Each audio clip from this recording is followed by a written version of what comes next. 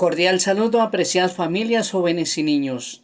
En este momento de encuentro personal con el Señor, vamos a hablar de que Jesucristo padeció bajo el poder de Poncio Pilato, fue crucificado, muerto y sepultado.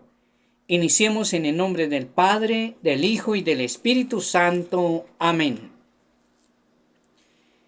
El misterio pascual de la cruz y de la resurrección de Cristo está en el centro de la buena nueva que los apóstoles y la iglesia, a continuación de ellos, deben anunciar al mundo.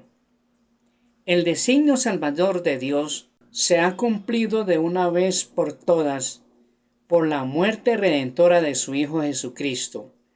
La iglesia permanece fiel a la interpretación de todas las escrituras dada por Jesús mismo, tanto antes como después de su Pascua. ¿No era necesario que Cristo padeciera eso y entrara así en su gloria? Evangelio de San Lucas capítulo 24, versículos 26 y 27 y versículos 44 y 45. Los padecimientos de Jesús han tomado una forma histórica concreta por el hecho de haber sido reprobados por los ancianos, los sumos sacerdotes y los escribas. Evangelio de San Marcos capítulo 8 versículo 31, que lo entregaron a los gentiles para burlarse de él, azotarle y crucificarlo. Evangelio de San Mateo capítulo 20 versículo 19. Por lo tanto, la fe puede escrutar las circunstancias de la muerte de Jesús, que han sido transmitidas fielmente por los evangelios e iluminadas por otras fuentes históricas, a fin de comprender mejor el sentido de la redención. Primer párrafo. Jesús e Israel. Desde los comienzos del ministerio público de Jesús, fariseos y partidarios de Herodes, junto con sacerdotes y escribas, se pusieron de acuerdo para prenderle. Por algunas de sus obras, Jesús apareció a algunos malintencionados, sospechosos de posesión diabólica. Se le acusa de blasfemo y falso profetismo, crímenes religiosos que la ley castigaba con pena de muerte por lapidación. Muchas de las obras y de las palabras de Jesús han sido pues un signo de contradicción. Evangelio de San Lucas capítulo 2 versículo 34. Para las autoridades religiosas de Jerusalén, aquellas a las que el Evangelio de San Juan denomina con frecuencia los judíos, más incluso que a la generalidad del pueblo de Dios. Evangelio de San Juan capítulo 7 versículos 48 y 49. Ciertamente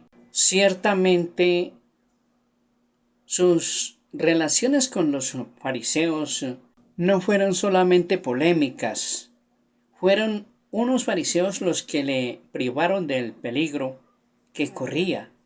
Jesús alababa a alguno de ellos como al escriba de Marcos capítulo 12 versículo 34, y come varias veces con los fariseos. Jesús confirma doctrinas sostenidas por las élites religiosas del pueblo de Dios, la resurrección de los muertos, las formas de piedad, limosna, ayuno y oración, y la costumbre de dirigirse a Dios como Padre, carácter central del mandamiento del amor a Dios y al prójimo. A los ojos de muchos en Israel, Jesús parece actuar contra las instituciones esenciales del pueblo elegido, contra la sumisión a la ley, en la integridad de sus prescripciones escritas y para los fariseos según la interpretación de la tradición oral. Contra el carácter central del Templo de Jerusalén como lugar santo donde Dios habita de una manera privilegiada, contra la fe en el Dios único, cuya gloria ningún hombre puede compartir. Primero, Jesús y la ley. Al comienzo del Sermón de la Montaña, Jesús hace una advertencia solemne presentando la ley dada por Dios en el Sinaí con ocasión de la primera alianza a la luz de la gracia de la nueva alianza. No penséis que he venido a abolir la ley y los profetas. No he venido a abolir, sino a dar cumplimiento. Sí, os lo aseguro. El cielo y la tierra pasarán antes que pase una i o un ápice de la ley, sin que todo se haya cumplido. Por tanto, el que quebrante uno de estos mandamientos menores y así lo enseñe a los hombres, será el menor en el reino de los cielos. En cambio, el que los observe y los enseñe, ese será grande en el reino de los cielos. Evangelio de San Mateo capítulo 5 versículos 17 al 19. Jesús el Mesías de Israel, por lo tanto, el más grande en el reino de los cielos, se debía sujetar a la ley cumpliéndola en su totalidad hasta en sus menores preceptos, según sus propias palabras. Incluso es el único en poderlo hacer perfectamente. Los judíos, según su propia confesión, jamás han podido cumplir la ley en su totalidad sin violar el menor de sus preceptos. Por eso, en cada fiesta anual de la expiación, los hijos de Israel piden perdón a Dios por sus transgresiones de la ley. En efecto, la ley constituye un todo, y como recuerda Santiago, quien observa toda la ley, pero falta en un solo precepto, se hace reo de todos. Santiago capítulo 2, versículo 10. Este principio de integridad en la observancia de la ley, no solo en su letra, sino también en su espíritu, era apreciado por los fariseos. Al subyugarlo para Israel, muchos judíos del tiempo de Jesús fueron conducidos a un celo religioso externo, el cual, si no quería convertirse en una casuística hipócrita, no podía más que preparar al pueblo a esa intervención inaudita de Dios que será la ejecución perfecta de la ley por el único justo en lugar de todos los pecadores.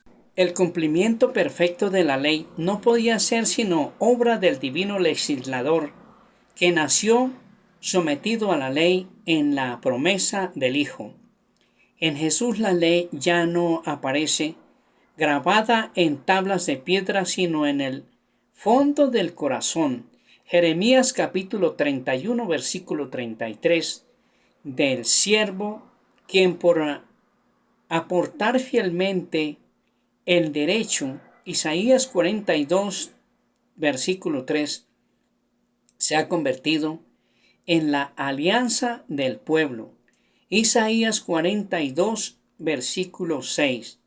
Jesús cumplió la ley hasta tomar sobre sí mismo la maldición de la ley. Gálatas capítulo 3 versículo 13, en la que habían incurrido los que no practicaban todos los preceptos de la ley. Gálatas capítulo 3 versículo 10, porque ha intervenido su muerte para remisión de la transgresión de la primera alianza. Hebreos capítulo 9, versículo 15. Jesús fue considerado por los judíos y sus jefes espiritualmente como un rabí. Con frecuencia argumentó en el marco de la interpretación rabínica la ley. Pero al mismo tiempo Jesús no podía menos que chocar con los doctores de la ley porque no se encontraba con personas su interpretación entre los suyos, sino que enseñaba como quien tiene autoridad y no como los escribas. Mateo capítulo 7 versículo 28 al 29. La misma palabra de Dios que reconoció en el Sinaí para dar a Moisés la ley escrita es la que él se hace oír de nuevo en el monte de las bienaventuranzas. Esta palabra no revoca la ley, sino que la perfecciona, aportando de modo divino su interpretación definitiva. Habéis oído que se dijo a los antepasados, pero yo os digo, Evangelio de San Mateo capítulo 5, versículos 33 y 34, con esta misma autoridad divina, desaprueba ciertas tradiciones humanas. Marcos capítulo 7, versículo 8, de los fariseos que anulan la palabra de Dios. Marcos capítulo 7, versículo 13. Yendo más lejos, Jesús da plenitud a la ley sobre la pureza de los alimentos, tan importante en la vida cotidiana judía, manifestando su sentido pedagógico por medio de una interpretación divina. Todo lo que de fuera entra en el hombre no puede hacerle impuro. Así declaraba puros todos los alimentos. Lo que sale del hombre es lo que hace impuro al hombre, porque de dentro del corazón del hombre salen las intenciones malas. Evangelio de San Marcos capítulo 7 versículo 18 al 21.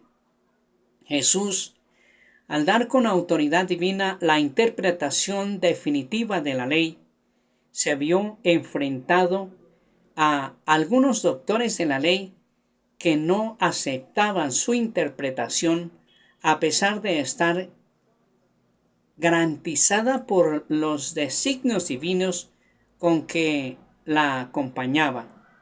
Esto ocurre en particular respecto al problema del sábado. Jesús recuerda frecuentemente con argumentos rabínicos que el descanso del sábado no se quebranta por el servicio a Dios o al prójimo que realizan sus curaciones. Para gloria del Padre, del Hijo y del Espíritu Santo, el Señor nos bendiga y nos guarde de todo mal. Nos conceda la gracia de vivir en su paz y su amor y nos guarde para la vida eterna. En el nombre del Padre, del Hijo y del Espíritu Santo. Amén.